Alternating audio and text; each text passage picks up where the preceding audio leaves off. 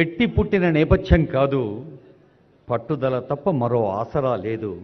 వారి అమ్మకు శంకరుడు, అందరికీ వరప్రసాదం చిరంజీవి, చిరు అన్న 2 అక్షరాల పేరుతో ఎదిగిన మెగా, తీరులో సైతం ఎప్పుడూ వెలుగుతూ ఉండే స్టార్ గౌరవనీయులైన చిరంజీవి గారి సందేశం.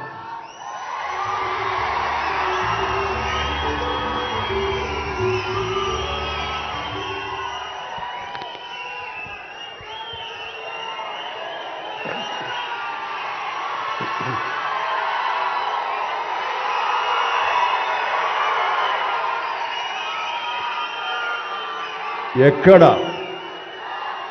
కళాకారులు గౌరవించబడతారో, సన్మానించబడతారో ఆ రాజ్యం సుభిక్షంగా ఉంటుంది, చల్లగా ఉంటుంది అన్నది మన పెద్దలు చెప్పిన మాట. ఈ రోజున ఈ పౌర సన్మాన సభ చూస్తుంటే, ఇంతమంది వేల మంది తరలి వచ్చేటువంటి సభ చూస్తుంటే, ఇంత పద్మ పురస్కారాలతో ఇంతమంది కళాకారులకు, గొప్ప వ్యక్తులకు ఇక్కడ సన్మానం జరుగుతుంటే నాకు అది అక్షర సత్యం అనిపిస్తుంది. అలాగా అది గుర్తుకొచ్చేలాగా ఉన్నటువంటి ఈనాటి ఈ సభ తెలంగాణ రాష్ట్ర ప్రభుత్వం పద్మ అవార్డు గ్రహీతలకు ఇలా గౌరవిస్తున్న ఈ సభలో ముఖ్య అతిథిగా విచ్చేసినటువంటి మా మిత్రులు గౌరవనీయులు శ్రీ రేవంత్ రెడ్డి గారికి, మరొక సోదర సమానులు ఉప ముఖ్యమంత్రి బట్టి విక్రమార్క గారికి, ఈనాటి ఈ సభాధ్యక్షులు జూపల్లి కృష్ణారావు గారికి, మా సినిమాటోగ్రఫీ మినిస్టర్ కోమటిరెడ్డి వెంకటరెడ్డి గారికి, మరొక మిత్రులు మంత్రివర్యులు పొంగులేటి సుధాకర్ గారికి, శ్రీనివాస్ గారికి, ఇక ఇతర పెద్దలకు, అలాగే సిఎస్ చీఫ్ సెక్రటరీ శాంతకుమార్ గారికి, ఇతర అధికారులకు, ముఖ్యంగా ఈ సభ ఇంత నిండుదనంగా ఇంత హుందాగా ఉంది అంటే కారణం తెలుగుదనానికి, తెలుగు వేష భాషలకి హుందాతనం తీసుకొచ్చి తెలుగుదనానికి నిలువెత్తు నిదర్శనంగా నిలబడి ఉండేటటువంటి గొప్పవారు, మేము ఆరాధించేవాళ్ళు మన మాజీ ఉపరాష్ట్రపతి శ్రీ వెంకయ్య నాయుడు గారికి, ఇక్కడ విచ్చేసినటువంటి ఆహ్వానితులకు, కళాభిమానులకు, సినీ అభిమానులకు, నా అభిమానులకు అందరికీ హృదయపూర్వక నమస్కారాలు తెలియజేసుకుంటాను.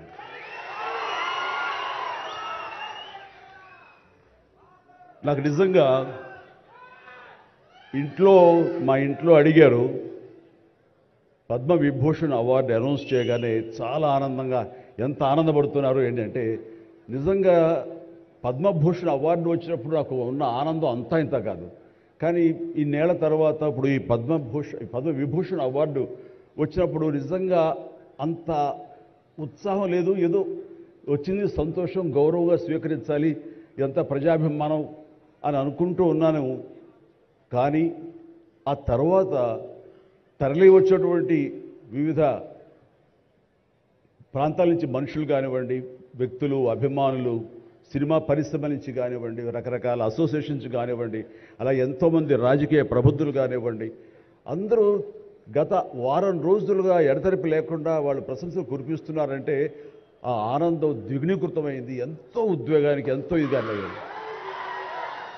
అవార్డు ఇవ్వని అభిమానం, అవార్డు ఇవ్వని ఉత్సాహం, ప్రోత్సాహం మీ కరతాళ ధ్వనుల ద్వారా, మీ ప్రశంసల ద్వారా ప్రతి ఒక్కళ్ళు మనసారా ఆశీర్వదిస్తుంటే, చాలు ఈ జన్మ, ఇది పూర్వజన్మ సుకృతం, ఎప్పుడో చేసుకున్న పుణ్యఫలం, మా అమ్మానాన్నలు వాళ్ళకి జన్మించేందుకు వాళ్ళు చేసిన పుణ్యఫలం నాకు ఈ విధంగా సంక్రమించిందంటూ నేను నిజంగా మనసు స్పందించి అలా భావిస్తాను. అదే మీ ముందు ఉంచుతున్నాను.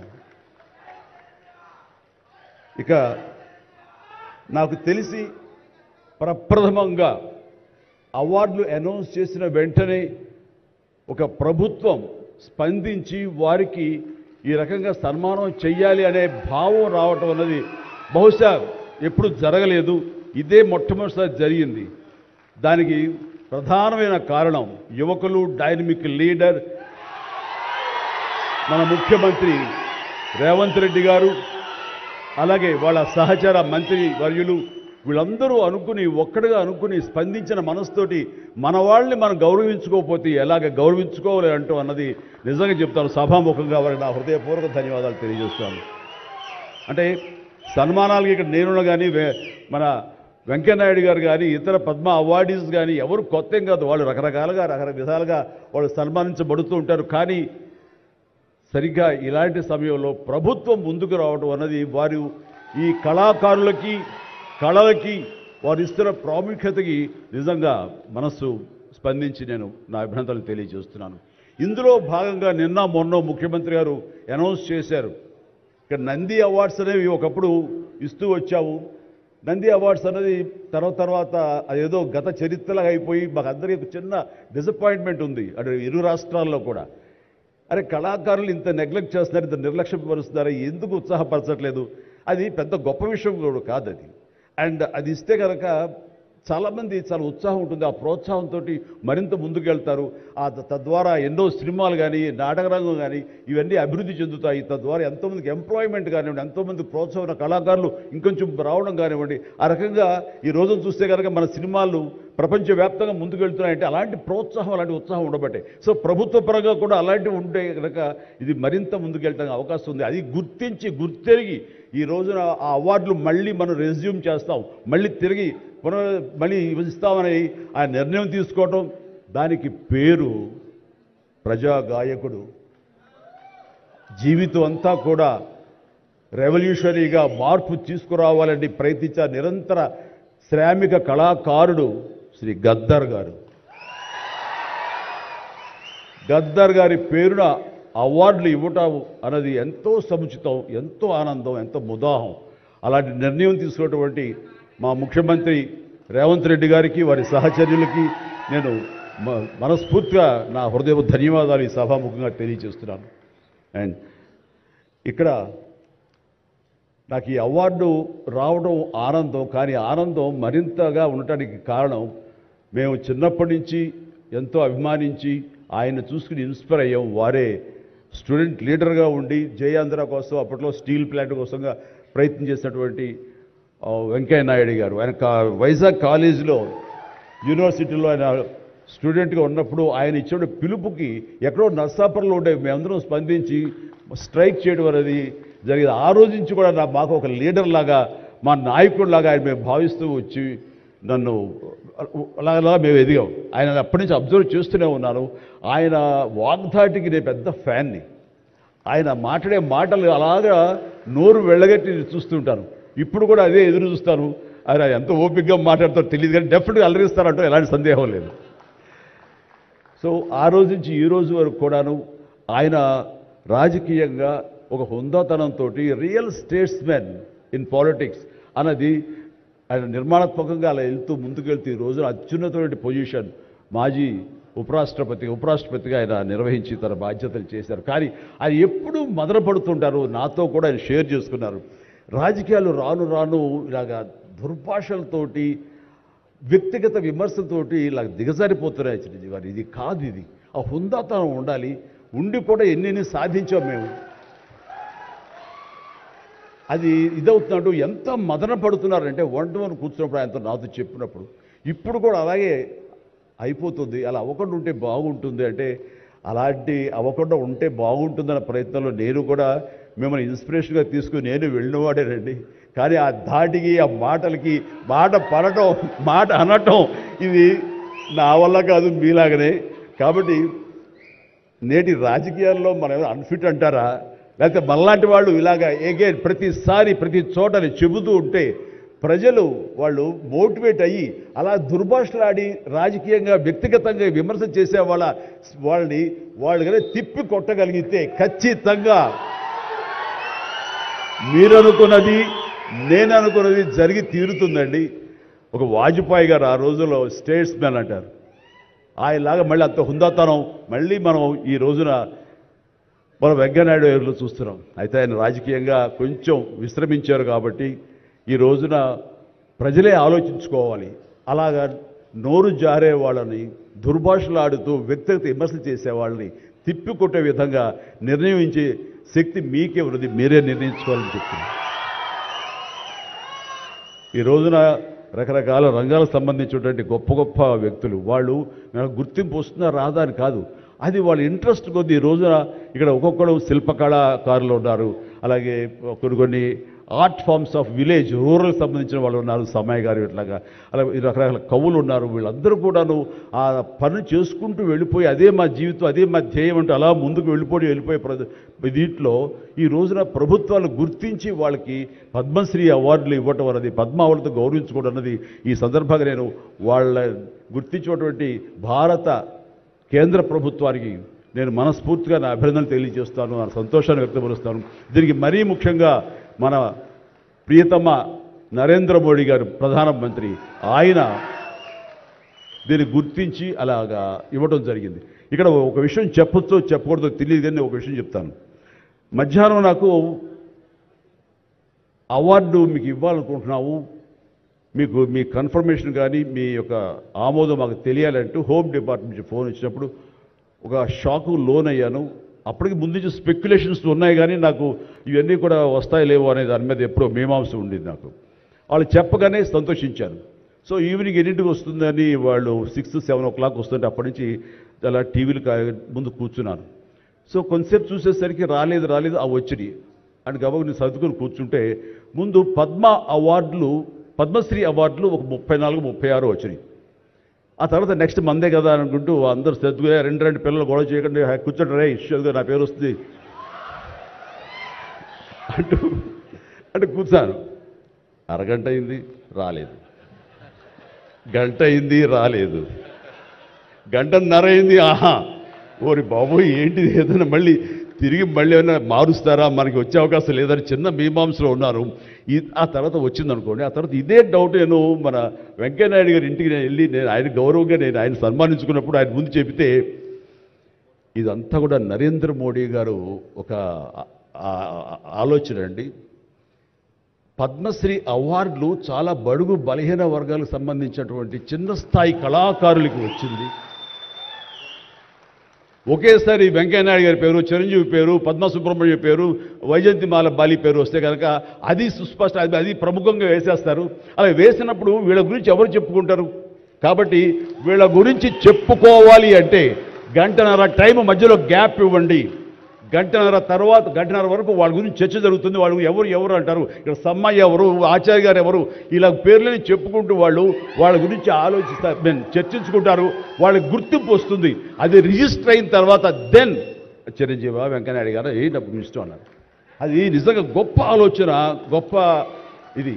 వారి గురించి తెలుసుకున్న తర్వాత నాకు నరేంద్ర మోడీ గారి మీద గౌరవం మరింత పెరిగింది ఆయన చిన్న ఆలోచించి.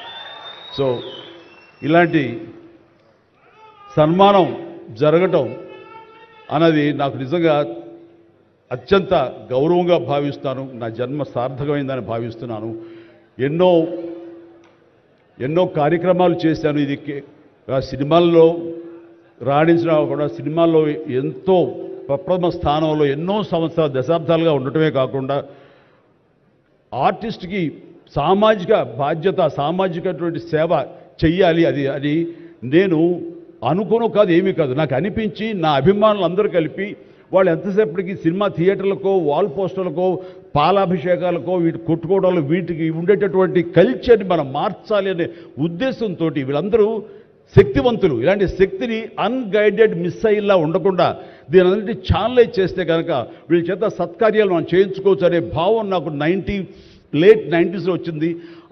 అందులో భాగంగా ఆ రోజున బ్లడ్ దొరకక ఎంతోమంది మరణిస్తున్నారని తెలిసిన తర్వాత ఇంతమంది ప్రజానీకం ఉండి కేవలం బ్లడ్ అనేది హాస్పిటల్లోనో లేకపోతే ఫార్మస్యూటికల్స్లోనో దేడు దొరకదు మనకి. అది ఇంకో మనిషికి ఇస్తేనే దొరుకుతుంది. అలాంటిది మనుషుల్లో ఇన్స్పైర్ చేయక వాళ్ళు స్పందించి స్పందింపజేసే విధంగా ఎవరు ముందుకు రాక జరుగుతుంది. కాబట్టి నేను ఎందుకు చేయకూడదు? నా అభిమానులు అనేవాళ్ళు ఎస్ ప్రాణం ఇస్తామంటారు. ప్రాణం వద్దు, రక్తం ఇవ్వండి, రక్తం ఇవ్వండి అంటూ నేను 25 సంవత్సరాల క్రితం ఇక్కడ బ్లడ్ బ్యాంక్ పెట్టిన తర్వాత ఈ ఉత్సాహం ఏమైనా పొంగులాగా ఉండి తర్వాత చల్లబడిపోతుందా అని అనుకున్నాను. కానీ లేదు, ఒక జీవనదిలాగా సాగుతూనే ఉంది. ఈరోజు కూడా మీ అందరి ప్రభావంతో ఎక్కడ మంచి కార్యక్రమం కానీ పుట్టినరోజు కానీ శుభకార్యం చేయాలన్న ప్రతి ఒక్కరు రక్తదానం కోసం ముందుకు వస్తున్నారు, రక్తదానం ఇస్తున్నారు అంటే కనుక దానికి ప్రప్రథమంగా నడుం బిగించింది నేను, నా అభిమానం చెప్పలో గర్వంగా ఉంది నాకు ఈ రోజుకి. అలాగే మన కరోనా క్రైసిస్ వచ్చినప్పుడు బయటికి వెళ్ళే అవకాశం లేదు, ఉపాధి లేదు, ఇంట్లో కట్టుబడి ఉండాలి. ఇలాంటి పరిస్థితుల్లో వాళ్ళందరికీ నిత్యావసర వస్తువులకు చాలా కష్టపడిపోతారు అనుకున్నప్పుడు నా ఇతర మిత్రుల సహాయ సహకారాలతోటి నేను పెద్ద ఎత్తున వాళ్ళకి 4 నెలల పాటు మన ఇళ్లలో తినే హై క్వాలిటీ గ్రాసరీస్ నేను వాళ్ళకి అందివ్వడం జరిగింది. అది వాళ్ళు బయటికి రాలేరు, పోలీసులు వాళ్ళు చాలా స్ట్రిక్ట్గా ఇంటికే పరిమితం చేస్తారు, ఏం తింటారు. అప్పుడు నా అభిమానులు నేను ప్రోత్సహించి వెళితే నా అభిమానులు ప్రతి ఇంటికి వెళ్ళి ఆ బ్యాగ్స్ ఇచ్చేవాళ్ళు. అది గొప్పగా నాకు ఎంతో సంతృప్తి ఇచ్చింది. అలాగే ఆక్సిజన్ దొరకని పరిస్థితుల్లో, ప్రభుత్వాలు కూడా చేయలేని పరిస్థితుల్లో, హాస్పిటల్స్ అన్నీ కూడా చేతులు తీసిన పరిస్థితుల్లో నేను నా మిత్రుల సహకారంతో నేను స్వయంగా నా అభిమానులతో వారం రోజుల్లో 32 ప్లేసెస్లో ఈరోజు ఆక్సిజన్ అందివ్వడం జరిగింది. అలాగే కాన్సన్ట్రేటర్స్ ఇవ్వడం జరిగింది. ఇవన్నీ కూడా ఏంటంటే చెయ్యాలని తపనతోటి బహుశా ఇవన్నీ కూడాను నాకు ఈ రోజున ఈ అర్హత రావడానికి, ఈ అవార్డు రావడానికి నాకు దోహదపడిందేమో అనుకుంటున్నాను. భగవంతుడా ఇంకా నాకు ఈ శక్తి సామర్థ్యాలు ఇవ్వు, ఈ ఆలోచన ఇవ్వు. నేను అవార్డుల కోసం ఎదురు చూడను, అవార్డులు రావాలి కోరుకోను, లేకపోతే చాలు. వాళ్ళ గుండెలు ఉండే ప్రేమ కంటే ఏ అవార్డు పెద్దది కాదు. కాబట్టి ఇలాగా మిగతా జీవితం సినిమాలు చేస్తూనే ఉంటా, డ్యాన్సులు ఆడుతూనే ఉంటా, ఫైట్లు చేస్తూనే ఉంటా, మిమ్మల్ని అలరిస్తూనే ఉంటా. అలాగే ఈ సేవా కార్యక్రమాలు కొనసాగిస్తూనే ఉంటాను. ఇది మీకు చెబుతూ ఈ అవకాశం ఇచ్చినటువంటి తెలంగాణ రాష్ట్ర ప్రభుత్వానికి మరీ ముఖ్యంగా మా ముఖ్యమంత్రి గారికి, మా ఉప ముఖ్యమంత్రి భట్టి గారికి, అలాగే మా సినిమాటోగ్రఫీ మినిస్టర్ గారికి, మిగతా ఇతర మినిస్టర్స్ అందరికీ నా హృదయపూర్వక ధన్యవాదాలు తెలియజేస్తూ థ్యాంక్ యూ సో మచ్. జై హింద్.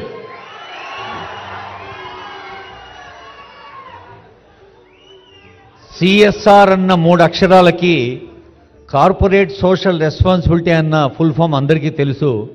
కానీ ఇది చిరంజీవి సోషల్ రెస్పాన్సిబిలిటీగా మలచి అది రక్తదానమైన, నేత్రదానమైన, కరోనా సమయంలో అయినా స్పందించే హృదయం ప్రధానం అని తెలియజేసిన వారికి ధన్యవాదాలతో